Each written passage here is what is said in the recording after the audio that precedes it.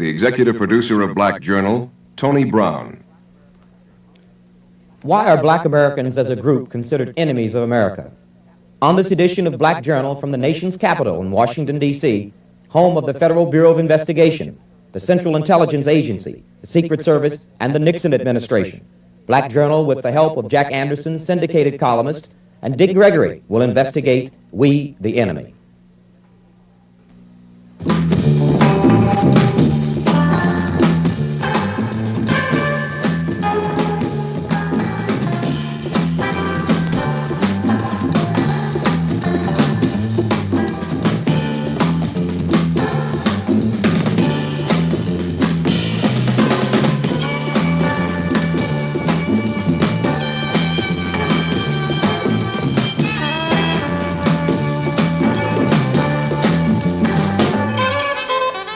Black Journal is an on-the-air magazine reporting on the personalities, ideas, and issues that affect Black America. It attempts to achieve balance by reporting from a Black perspective.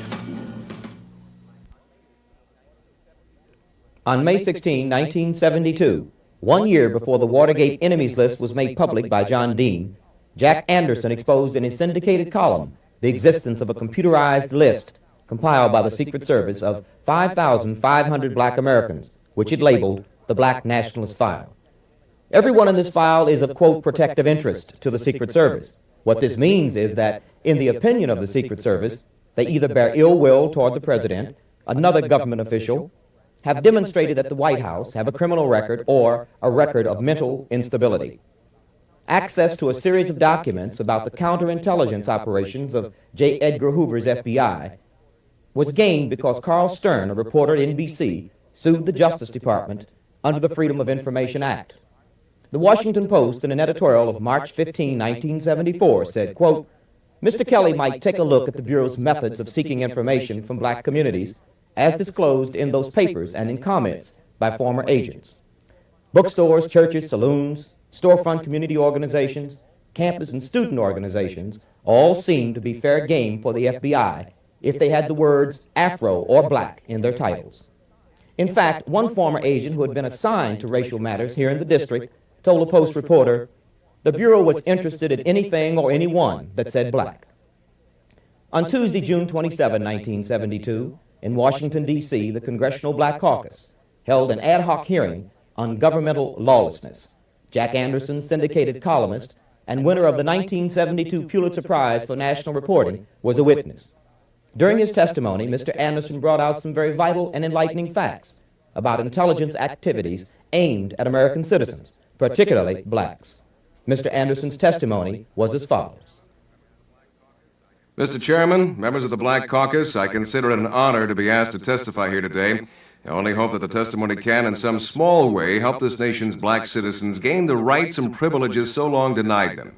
The subject I shall address myself to is government surveillance of private citizens. Living in this country in this modern age is like living in a fishbowl. Our civil liberties and rights of privacy have slowly given way over the years to an increasingly intrusive and authoritarian government, which has trampled upon our precious freedoms in the name of defending them. We have known for years, of course, that the FBI freely spies on citizens. We have hoped that it was being done with prudence and with a view toward protecting the nation against violent overthrow or toward preventing criminal acts and apprehending those who break the law. We have suspected this was not the case. I have now documented our worst fears. I am willing, furthermore, to make some of the documents available to the committee if the members so desire. Most of these people are in the FBI's files because they have exercised their constitutional right of dissent or have had the courage and wherewithal to offer financial support for causes they believe in. For this, they are called radicals and subversives and subjected to searching investigation. This is bad enough in a political system that is supposed to tolerate freedom of expression. When it comes to blacks, however, this situation is even more grievous. A grievous situation for blacks indeed. According to Anderson's testimony, anyone with dark skin who bears to open his mouth is considered by the FBI a black, quote, subversive. Anderson goes on to say that he has seen dozens of cases on black leaders whose only crime is voicing the woes and tribulations of their people, who have done nothing more than organize their ranks, who are guilty only of peacefully petitioning their government in redress of grievances. as their Constitution says they have an inalienable right to do. Mr. Anderson continued. The most noticeable characteristic of the files is that the slightest deviation from the status quo, or what the FBI defines as the status quo, is enough to trigger an investigation of a black American. Back in the late 60s, for example, anyone who yelled black power was a flaming radical in the FBI's eyes. Indeed, any philosophy or program that would mean independence for blacks is apparently grounds for suspicion. The black movement is painted a flaming red. All associations of any blacks with persons left of Richard Nixon are carefully noted and stored away. Anderson cited examples from the files to document his charges. He was careful, however, to select innocuous quotes that would not spread the overabundance of half-truths and misinformation that is contained in the FBI files. The FBI currently has files on many prominent Americans that it considers subversive. Included in this file are such black leaders as the late Dr. Martin Luther King, Mrs. Coretta Scott King, Reverend Ralph David Abernathy, Floyd McKissick Jr., Roy Wilkins, Bayard Rustin, Roy Ennis, the Reverend Jesse Jackson. The list of black, quote, subversive goes on and on. It includes Stokely Carmichael and Eldridge Cleaver. But the FBI surveillance does not stop with black leaders. Also spied on are such entertainers as Harry Belafonte and Eartha Kitt, writers such as James Baldwin and Ossie Davis, athletes such as Muhammad Ali and Joe Louis. Black organizations also command their share of file space in the FBI building. Some of the groups under surveillance include the Black Panthers, the Student National Coordinating Committee, the Nation of Islam, the Republic of New Africa, the Southern Christian Leadership Conference, the Congress of Racial Equality, and the NAACP. At the Secret Service, another governmental surveillance agency, files are also kept on prominent Americans, including a number of black leaders. The agency's justification for keeping these records is that they have, quote, protective function. Everyone in their files, therefore, is of, quote, protective interest. The Secret Service has put the names of all their surveillance subjects in a computer bank. There are some 180,000 names in this data bank, including aliases. At the push of a button, therefore, the names of these alleged potential assassins come rolling out. Some of them, about 300, are considered dangerous. All others, by far the majority, are thought to be, quote, not dangerous. Many of the so-called assassination-prone are blacks. The Secret Service keeps most of its black suspects in a separate category called the Black Nationalist File. There are some 5,500 names in this computerized file. They are by file number, and all of them can be retrieved at the flick of a switch in a matter of minutes. Not only is it a crisis when black people suffer from a class action that defines them as automatic enemies in their own land, but the question of personal freedom as a citizen is clearly at stake. It may be justly asked, where does the government get the authority to conduct investigations of this sort?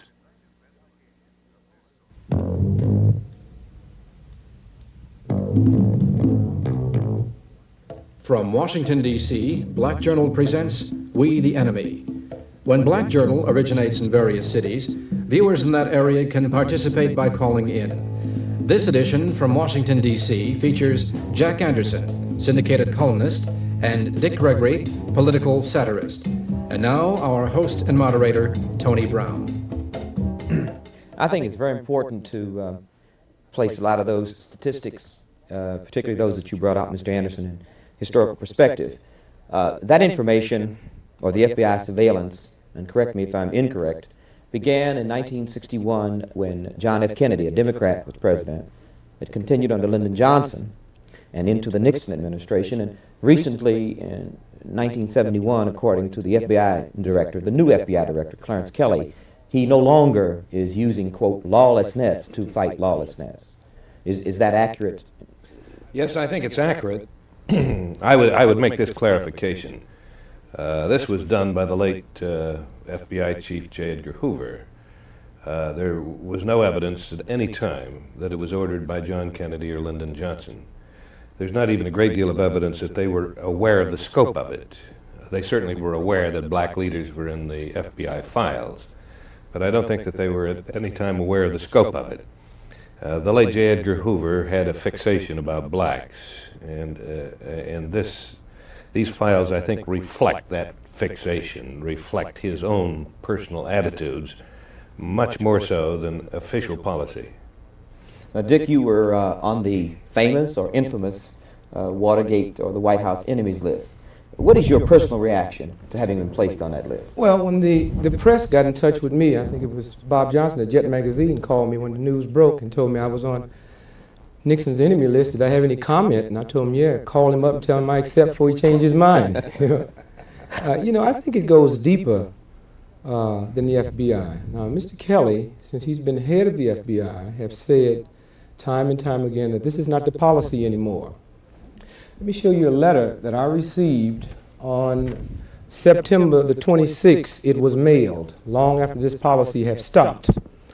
Now, I've lived in Chicago for 20 years, and many people could write me a letter, Dick Gregory, the White House, and they would forward that mail to Chicago, and I would get it. I moved from Chicago on August the 20th.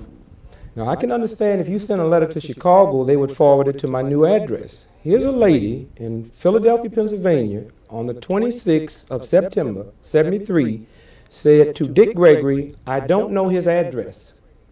To the colored man that appears on talk shows on television who's lost a great amount of weight on a fruit diet and discipline. Now, That's on the cover of the envelope. it's on the cover of the envelope, right. Now, she drops this in the mailbox, right? When it gets downtown at the post office in Philadelphia, they put on it, Post Office Box 266, Long Pond Road, Plymouth, Massachusetts, 02360. It have not stopped, man. You know, nobody in Philadelphia should know my number, and if I got a letter in Philadelphia, it should have been forwarded to Chicago, and from Chicago to here. You know, it also go deeper than the FBI, because I have had Air Force intelligence sitting in the audience. I've had kin people of them. A lady came into the nightclub when I was working at Mr. Kelly's in Chicago, and she said, you know, my brother really loves you. He's with Air Force intelligence, and his job was to go out and run surveillance on one of your speeches.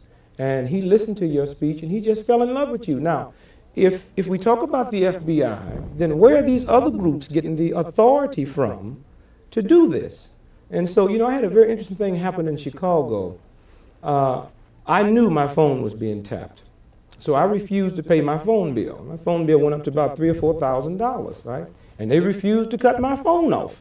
So I held a press conference in Chicago and questioned why I can make, you know, hundreds of thousands of dollars a year, and the phone company won't cut my phone off, but poor folks get a $14 bill and theirs get cut off, right?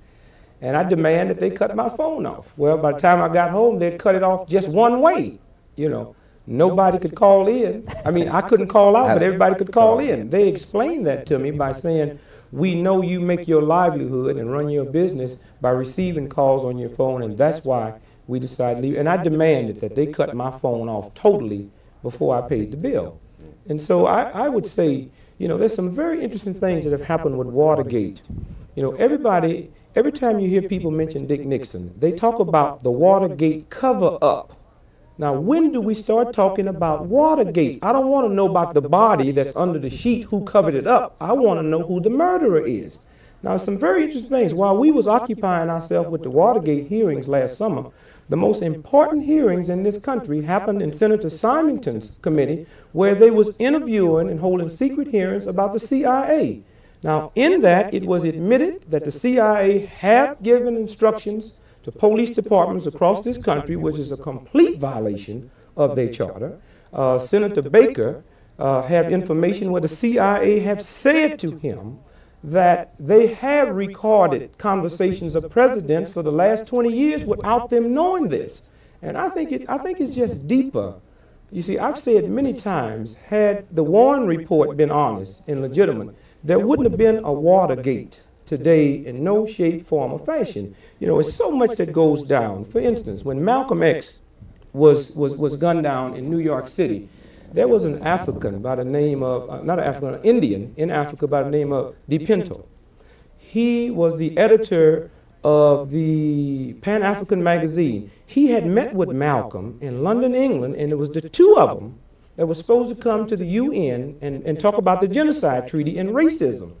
The day Malcolm was gunned down in New York City, DePinto was gunned down in Nairobi within a 24-hour period. Now, somewhere we have to start looking at connections and understand that this thing gets so big and so wild, and we also have to remember how Hitler came to power.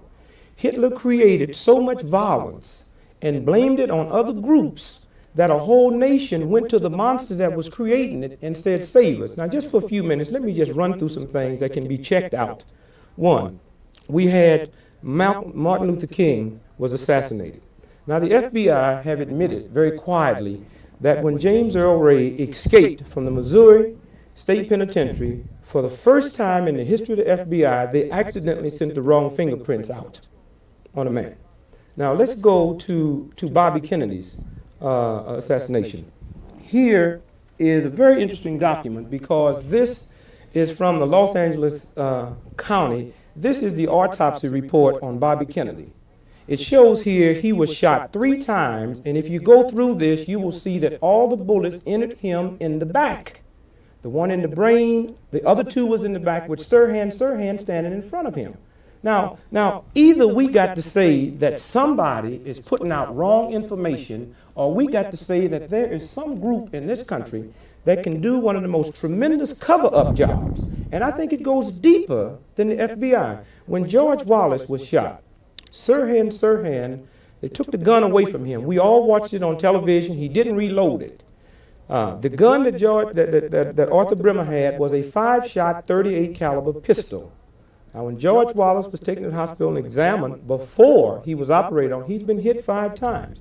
Now, somebody got to ask, if Arthur Bremer got a gun that shoots only 5 times and Wallace been hit 5 times, who shot the other 3 people on that platform? The Alabama State Trooper, the Secret Service agent, and that woman. And we can't say this time that the bullets jumped out of Wallace and hit the Secret Service agent because Wallace was laying on the ground when the Secret Service agent grabbed his throat. Now, if you go back and look at the FBI testimony at the Arthur Bremer trial, they admitted in open court that the bullets that had been taken out of George Wallace would not have matched the bullets that came out of Arthur Bremer's gun. And so I think it goes deeper than the FBI. I think we got to bring the CIA into it. I think we got to bring the DIA into it and all of the other military intelligence, or we will see this country under some type of rule other than a supposedly free democratic society within the next 18 months. It's very vicious what's happening. Mr. Anderson, you were on the White House enemies list. And 1, I'd like to solicit from you your reaction, personal reaction. And 2, I'd like to hear from you what your interpretation or what significance do you place on that White House enemies list or on the black nationalist file which you made public. Well, I think if I had not been on the White House enemies list, like Dick Gregory, I would have sued. Well, what is it that you do that in your mind makes you an enemy of the White House? Well, this is, of course, what troubles me about the enemies list. It's their use of language. With Richard Nixon, what people who used to be political opponents, people who used to be adversaries, people who used to be critics, are suddenly enemies. Richard Nixon has always had that attitude toward those who criticize him. I think that it has come from his introversion. He looks within. He tends to brood, and he tends to hold grudges. People who have met him 30 years afterwards find that he still remembers some slight or some statement that they have made that's been hostile. And so he reacts by being hostile, and he divides the world between friends and enemies, and he uses this harsh language. Do you believe that Richard Nixon made up the list, or do you believe that people loyal to Richard Nixon? No. Richard Nixon did not make up the list. But the people around him tend, in the manner of young men, to magnify even the feelings and the attitudes of the man in the middle, of the man in the center, of the man at the pinnacle. I think that some of these young men, the H.R. Haldeman's, the John Ehrlichmans, and the John Deans, actually magnified and exaggerated the opinions and the views and the attitudes of Richard Nixon. Young men who are inexperienced and immature tend to do that.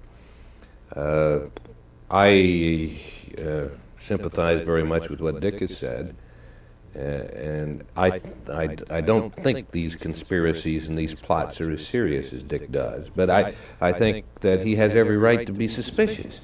When an FBI will keep files on a black because he's black, because he happens to be a black leader, and in that list of 5,500, and we gave a copy of the list by name to the Black Caucus. So this isn't something that can be denied. Let me ask you a question I'm not so sure that you will answer, but I feel obligated to ask you.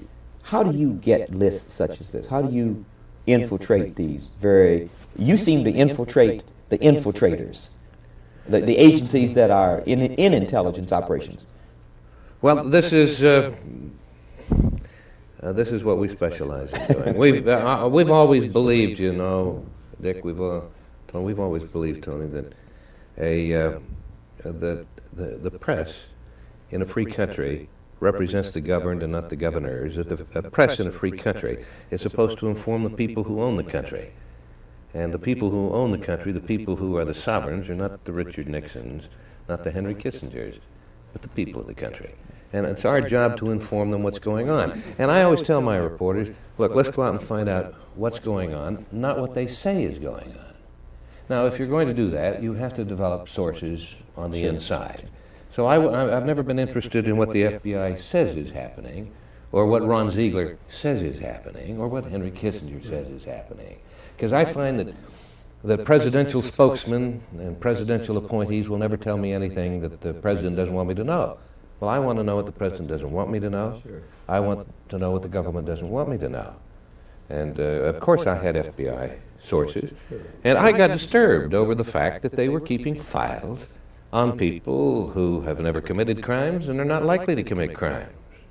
And I was disturbed enough that I asked my sources to give me some of the files, and so that I could see for myself. And I would name people. See if there's a file on so-and-so. See if there's a file on so-and-so. And it's amazing how often there were. Some of the files actually begin, summaries of the files I've read that begin with the statement, this individual is not the subject of an FBI investigation. Well, you wonder what in the world they have an FBI file on him for. But in defense of the FBI, I think that I would have to agree that Clarence Kelly is changing the focus there.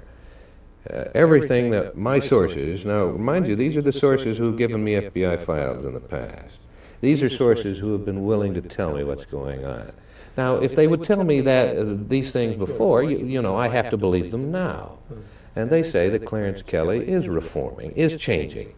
Well, does that mean that the files no longer exist? No, the files are still there. Do you also feel that means that there is a subtle change perhaps in the attitude of black people? In other words, are you saying perhaps that the FBI is becoming more sensitive to the fact that black people just want the same thing that white people want? Well, I think that most people knew that anyhow. I think that, as I say, I think that this was an aberration. But the FBI is stuck with these files. There's even a law in the books that says the FBI can't destroy its files. Once you get a file, it's a problem to get rid of it. And I don't think they've solved that problem.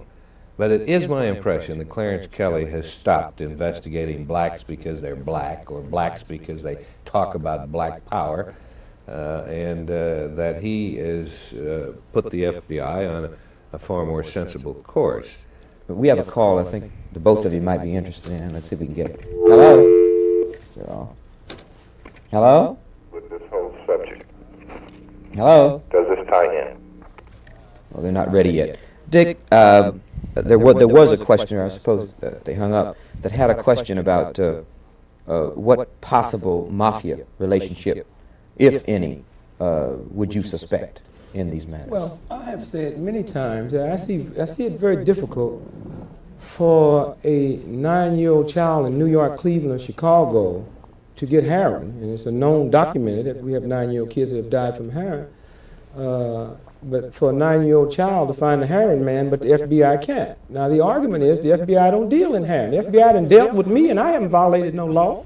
So if the FBI can deal with me on their own, if you can run surveys on black people just for saying black power without a law, then don't tell me you can't run surveys on these junkies and these dope pushers that follow the streets. So I have to say, and you see, I have a mental thing in my head that says one. Jack Anderson said, here's the way he gets his information. Well, out here, I know how you get your information. There's a lot of people out here that's inside that's willing to give information to anyone that has integrity.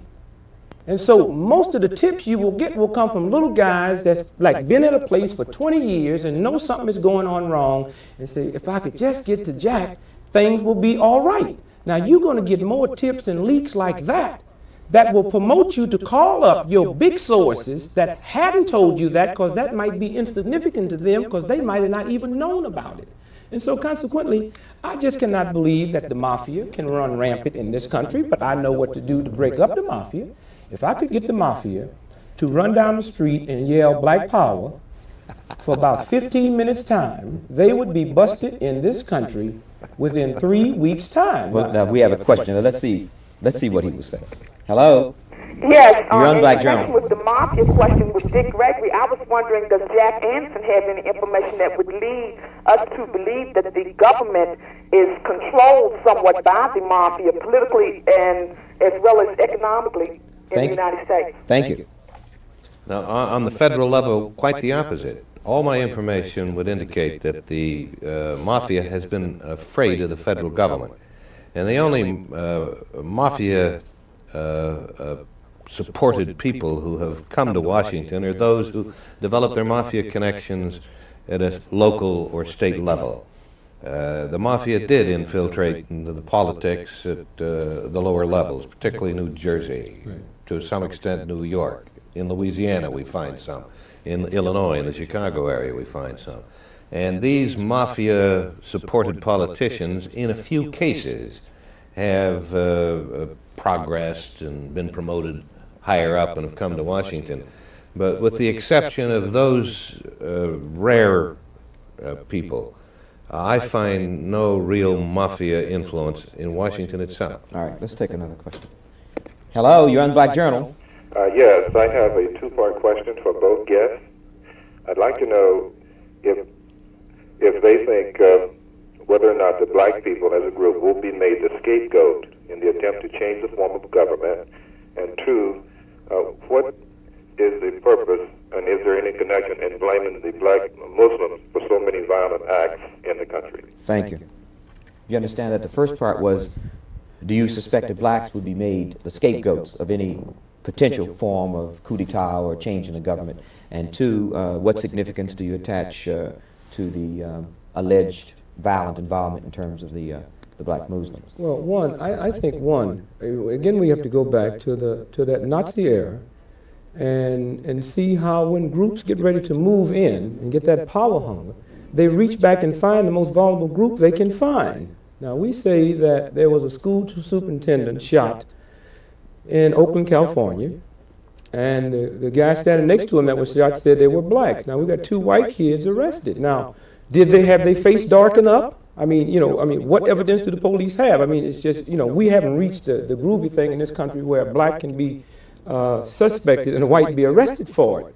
And so I would say it is, if you can get groups to create acts of violence. The Charlie Manson trial was a very interesting trial because what was brought out in that they were supposed to kill rich white folks, blame it on black folks to get a racial conflict going in this country, right? Now, we had a white kid that hit the White House twice in a helicopter. Now, the way they explained this was that he flunked out of pilot school. But the state trooper that was chasing him said he never knew a helicopter could be maneuvered like that, right? The next day, the federal government dropped charges against him and put him in a mental hospital to be checked. That's not the way you do it. You go to the mental hospital to be checked first. If you found to be insane, then charges are dropped. Now, let's say if this kid would have hit the White House when someone was in it with a helicopter full of dynamite, right? Blew up the White House, been killed himself. And if you have all these clandestine things that say, we know he belonged to the Civil Liberation Group, right? Now you automatically have a thing that's going. And so I say it's very, very important that when you have J. Edgar Hoover that will say, we got to watch Martin Luther King because he could become the biggest thing in the country if he quits all that old nonviolence and that old stuff that interests liberals. Now you have a man here that's saying that the more violent the thing becomes, the more strength that you're going to get. Now, the other thing as far as the church is concerned, we have a passionate hate for churches in America. not just black churches, the Mormons. Brigham Young was lynched in Chicago, man, because of his beliefs. Look what the Catholics went through in this church. Look what Psycho and Vanzetti went through because they were Italian Catholics. And so we have a passionate hatred for that whole religious structure for some way that they have always been used for scapegoats. Now that don't mean churches haven't been guilty of acts of violence or stealing or cheating, but if you look at the record of America, whenever a new church seems to emerge, you always have tremendous things that comes out that happens to it. All right, we have a number of questions, and I'm going to try to get as many of them as possible. We can make our answers as short. Would you want to care to answer that question also? Well, I go along to some extent. I can understand why Dick Gregory would be concerned about this, because throughout the past 200 years, blacks have often been made scapegoats for things that they didn't do. I think that this is happening less now than it used to, Okay. but I think that it's still going on. Still going on. All right. Hello? Yeah? You on Black Journal. Go ahead, please. Yes, I'd like to know how both guests feel about affirmative action. There's a Supreme Court case on affirmative action right now, and does society owe the blacks a debt that they have to take a positive action to rectify? Thank you. I think basically he's asking, do we need quotas for blacks, and do we feel that the society owes blacks anything, and do we feel that affirmative action, quote, programs are necessary? Well, I'm opposed to that myself. I think that blacks should be individuals, and we should forget about the skin. And I just don't like to see quotas of any kind. But if blacks are being discriminated against, and the only way that they can get a fair shake, if quotas are the only way, I'd rather have that than have them be discriminated against. But it seems to me that we ought to have matured a little, and I think we're continuing to mature more. And I don't see why we should have to set up artificial quotas. I would tend to oppose that.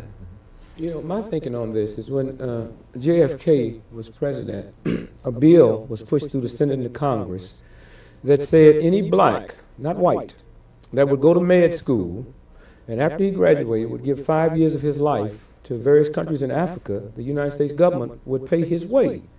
Now, we are a race of people with over 30 million people. We have less than 5,000 doctors, black, in America.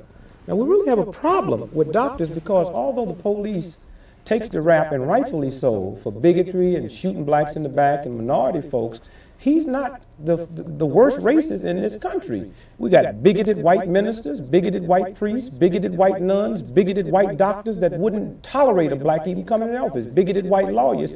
The cop is the only one who has the gun and the stick that do in my head. But there are some ministers, if their decision was that I believe in a heaven and hell, and that white bigoted minister decided if I was going, I wouldn't go because I'm black. That's far worse than a cop shooting me in the back with the warning shot. And so now I say this to say, everywhere we look in life, we see quotas for this, quotas for that, and quotas for this, and again we go back. If this is the way to do it, I would suggest putting a quota on the quota. Let's say for 10 years, we're going to deal with this, and if we see it solving the problem, we will dissolve it. Okay.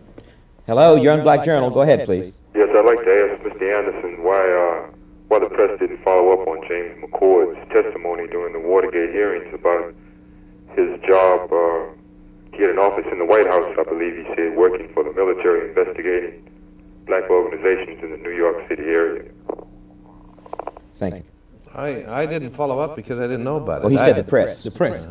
I didn't know that he was doing that, but I have been concerned about, of course, that plumber's operation, that para-police unit that was operating undercover without license, running around violating the law. I know a lot about them because I was apparently their principal target. They had a blackboard down there in their basement sanctorum with my name scrawled on it as sort of a voodoo to inspire them on to greater effort, you know.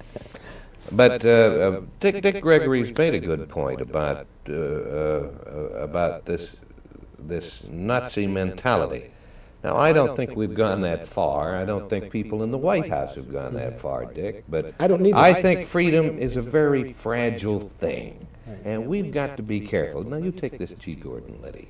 He was Who was one of- that? G. Gordon Liddy. Uh-huh. He was a member of that plumbers group. He was the chief plumber. He had a White House license to violate the law. Well, I went into him because he was investigating me, so I investigated him. And I found that, well, just one incident.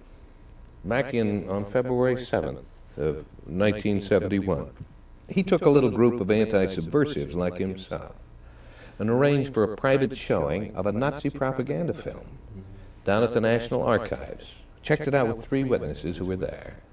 There were other witnesses who wouldn't talk, but 3 of them, each one separately, not knowing we'd talk to the other 2, told us the same story. This film showed Adolf Hitler in a German plane coming out of a swirl of clouds and landing on German soil, and then Hitler stepped forth like a Teutonic god to save Germany.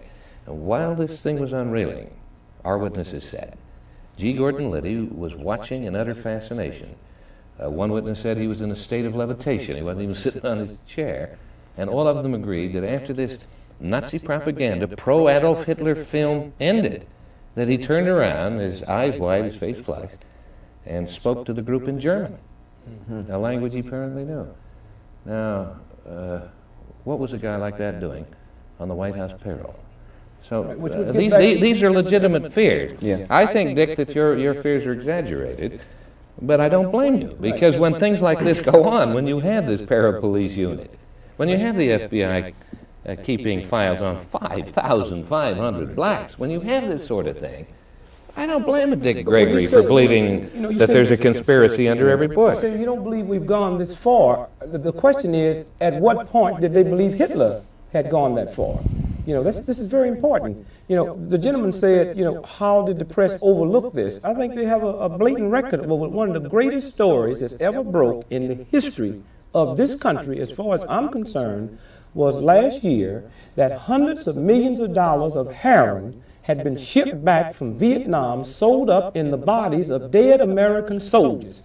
Now, no jive lieutenant or corporal or sergeant is going to be hip enough, research-wise, intelligence-wise. When I say intelligence, I don't mean here, I mean from the internal intelligence, to sew up heroin in dead American bodies, ship it all the way across the Pacific with all those other bodies, catch it when it gets to this end, open it up, take it out, and ship it to it. I wonder why, not just the press, why all of the patriotic people in this country didn't get outraged. We're not talking about once. We're talking about hundreds of millions of dollars. That trial was darn near held in secret because nobody covered it. I think this trial is probably one of the most important trials that's ever been had, because we might be able, rumors all over the country that the CIA is involved in the heroin market in this country. Now, how can I be convinced that they're not, when hundreds of millions of dollars of heroin is shipped back in this country, sold up in the bodies of dead American soldiers? Okay, let's go to another question. You're on Black Journal. Hello? Hello? Yes, please ask your question. Mr. Gregory and also Mr. Anderson. I worked for the CIA for 8 years. And now I have a question, I suppose. Simply this, but do you really believe that they are totalitarian, as you say? They, you mean the CIA? Right. Well, I think if you would go back and look at some of the Senate hearings, the CIA, Mr. Colby, who's head of the CIA now, have admitted that the CIA was giving instructions to police departments in America. That's against the charter of the CIA. I mean, it's not what we believe, it's the evidence that's coming out. The CIA have admitted in testimony that they have, secretly recorded the conversations of presidents in this country. And so I think the evidence is there and speaks for itself. Okay.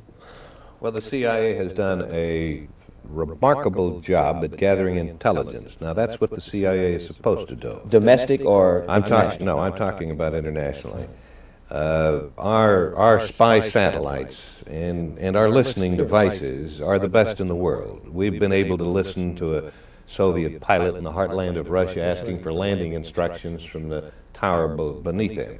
We've taken pictures from outer space that are catapulted out from space over the Pacific before they can splash into the water. They're snatched out of the air by Air Force planes, and photo analysts go over these things, and well, they can tell us where every missile in Russia is planted, where those that haven't yet been installed are being stored, where those that aren't yet stored are being manufactured. They can tell where every factory is, what it produces, how much it produces. They follow the car loadings.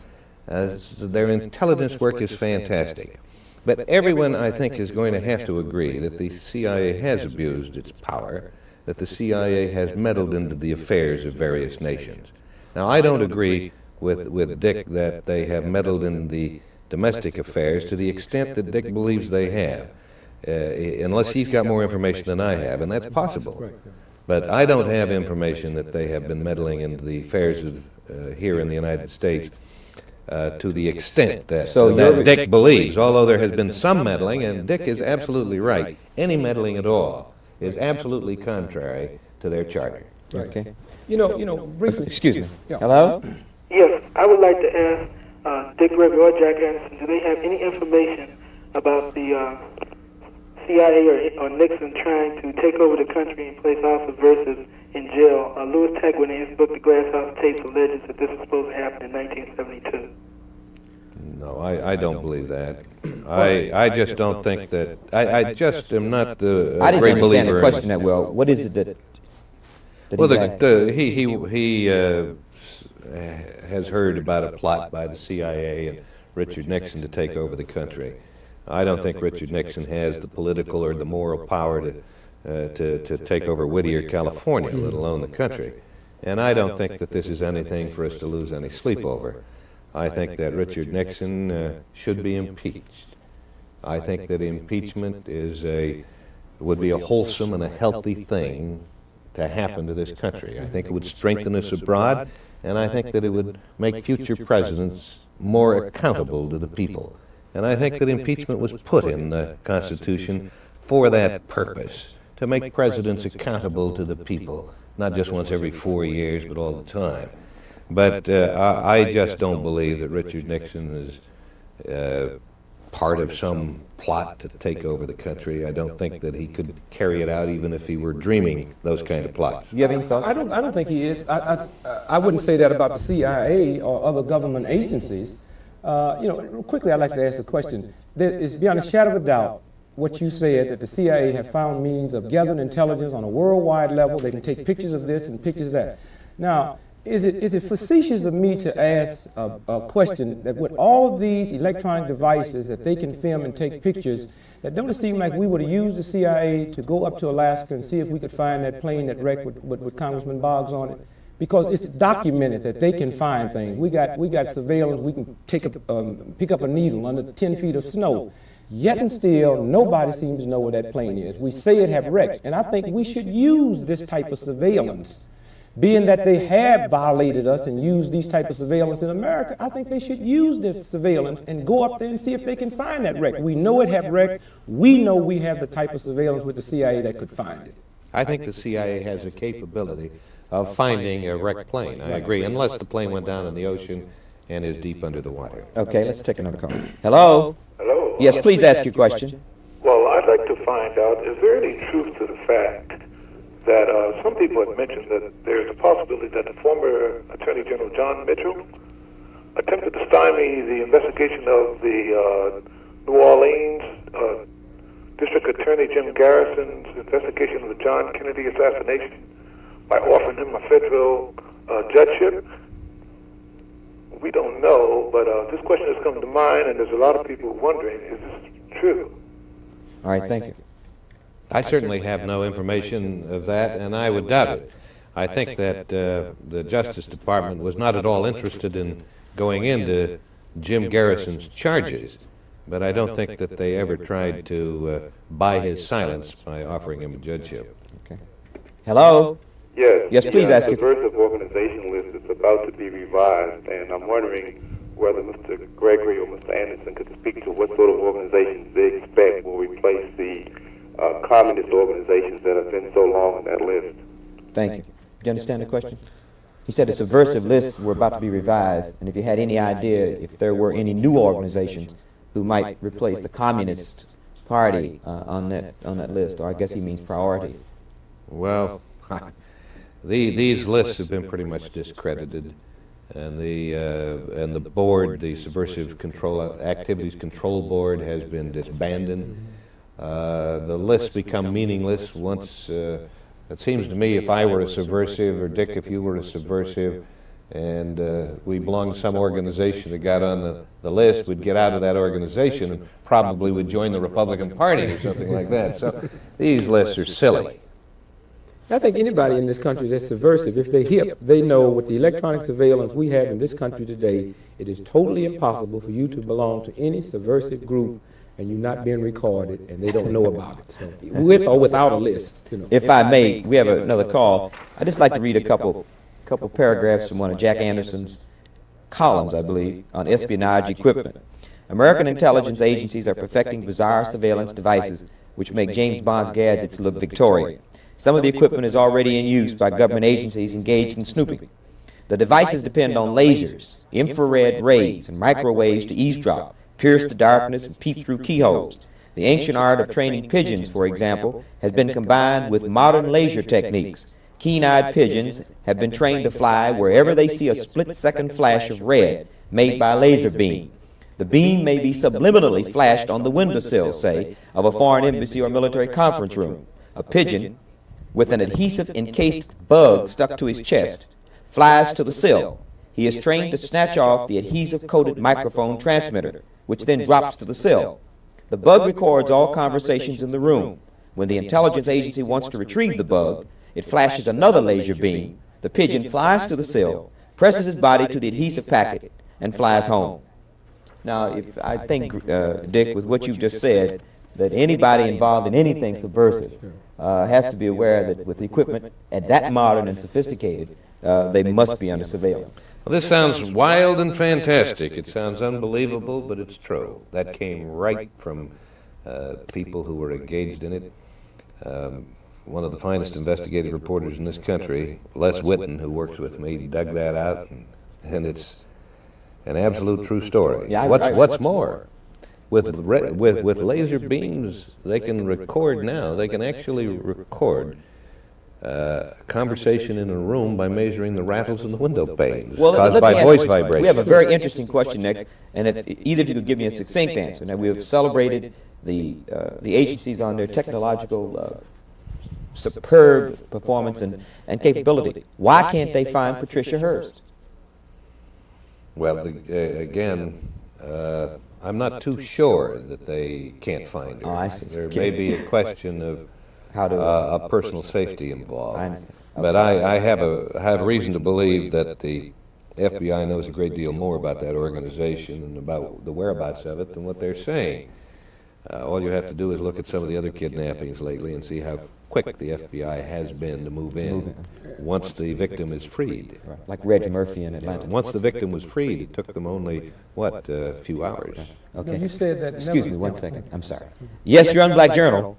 Yes, I'd just like to comment that it seems very sad that the United States seems to be absolving itself by directing its positive energy at this point towards impeachment and such, rather than demanding that civil liberties be enforced. Did you have a question? Okay, just a moment. She didn't have, but here's someone who does. Hello? Yes, I would like to know, what does the CIA have to do with the downfall of the Marxist government in Chile? Thank you. The question was, what does the CIA have to do with the downfall of the Marxist government in Chile? Anybody? Well, we know, and I exposed in the column, that the CIA had been involved with ITT in trying to keep Allende from coming to power.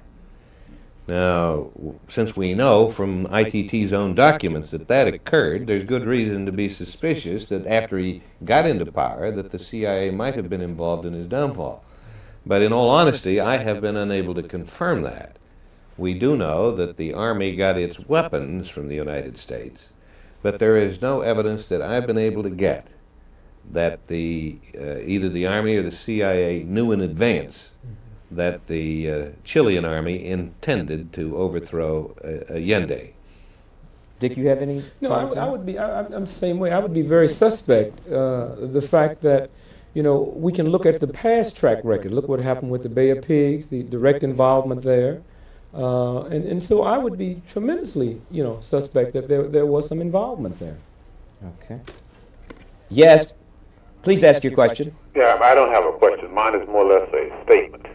I would like to agree with Dick Gregory getting back to the takeover of the country by the president and his cabinet, his subordinates. I agree with Dick Gregory wholeheartedly. And I want to thank Jack Anderson and people like him on the Washington Post who caught this thing in time and nipped it in the bud. Because I do believe there was about to be a takeover. Thank you. Let me clear up one thing. I didn't say I believe Nixon was a part of it. I don't, to this day, believe Nixon was part of it. I think if there would have been a takeover, they would have killed him just as quick as they killed anybody else on that list. Okay. All right, one moment, please. Yes, please ask your question. Yes, I'd like to know if either of tonight's guests have any information regarding support by Black American groups of African liberation movements, either in the Portuguese colonies or in Southern Africa, and if this is an issue of concern to American intelligence agencies. Thank you. The question was, if did anyone have any information on black organization support of African Liberation Army? I'm sure he's talking about warfare in the African continent, and was the latter part, was it an intelligence consideration? In South Africa and Rhodesia, places Guinea-Bissau. Like that. I don't know of any direct connections. But I have had access to some intelligence reports, secret intelligence reports, which show that there is a loose alliance between the various revolutionary movements. In other words, they're in touch with one another. They exchange tactics, they exchange information, they even exchange weapons. There have been sales of weapons between these different revolutionary groups.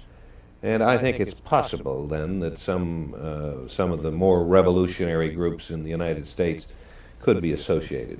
Well, let me say this again. If they are associated, then the answer to your question, they know about it. Who is they? The surveillance he was talking about. Yeah, I would imagine the internal security and the external security would have it all documented. Yeah. Dick, let me ask you a question as a black man who I would say mildly has a lot of sensitivity toward the intelligence community as concerning black America. Do you find that there's almost a paranoia, just an out-and-out fear on the part of many blacks because of either what they believe is surveillance or what they know is surveillance? Well, you see, I can't answer that for nobody other than myself.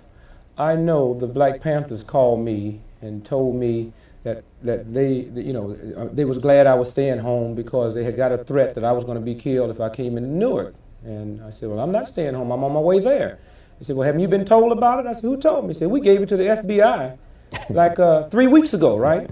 Now, the fact that my phone is tapped after I hung up, now the Chicago FBI calls me and tells me, this is real. I had a guy came to me, just like you get people come to you and give you real stuff. He says, I was in a plot on an attempt on your life. And like, I love you. I sent 5 letters, one to Bob Johnson, the Jet magazine, one to Chicago Police Department, one to Chicago FBI, one to J. Edgar Hoover, and one to the Justice Department. Bob Johnson was the only person that got in touch with me.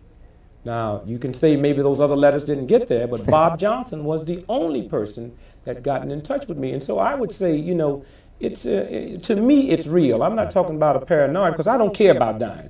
If my living mean I have to quit doing what I'm doing, I would help them pull the trigger. So it's not a paranoia with me. I see things out here. I question how can the fellow that sent you the tape that was going to take the plane and fly it into the White House had been arrested twice before within the last 9 months, knowing he was talking about killing the president. How can he be on the street? Now, when this happened, I have to be suspect. If he were black, he wouldn't be on the street. That's right. Unless he was out there for a reason. All right, next up. Hello? Yeah. Yes, please ask your question. Yeah, I'd like to know if Jack Anderson believes that the Jackson Street killing should be reopened. Thank you. You familiar with the Jackson Street? Absolutely. We've just had an example here of the Kent State killings being opened after 4 years. After a long delay, and justice about to be done. Justice should be done in all these places. Absolutely essential that justice be done. Okay, Dick, I was sort of alluding to, and I'm sure you can only answer for Dick Gregory. Mr. Anderson, either of you, if you would want to answer. But I think that just about everybody in the black community thinks their phone is tapped. Now, I don't know if the FBI and the CIA, if they are tapping phones, can tap everybody's phone.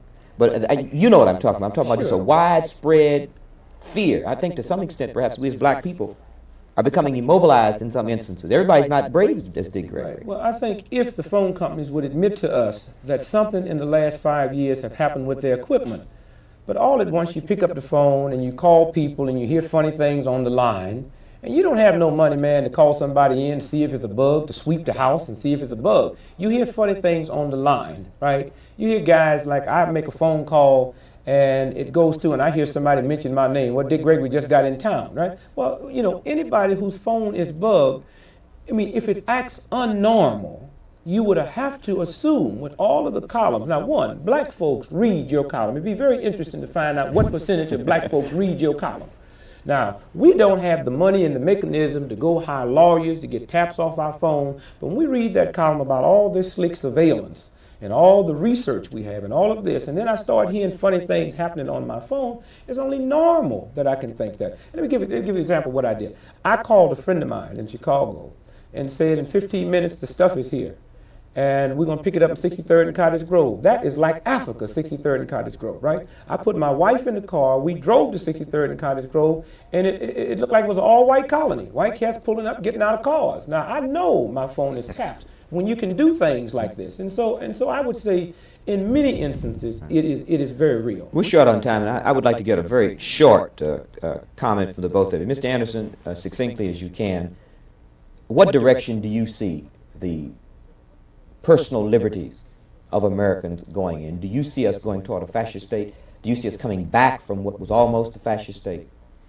I think that the American people have been jolted by one news shock after another. These Watergate scandals, I think, have had a deep effect upon the American people. I think they're almost temporarily paralyzed.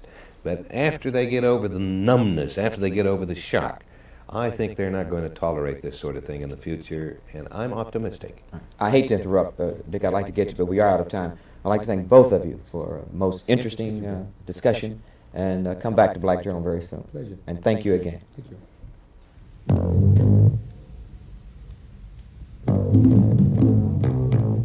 From Washington, D.C., Black Journal has presented We the Enemy, with guests Jack Anderson, syndicated columnist, and Dick Gregory, political satirist. Our host and moderator has been Tony Brown.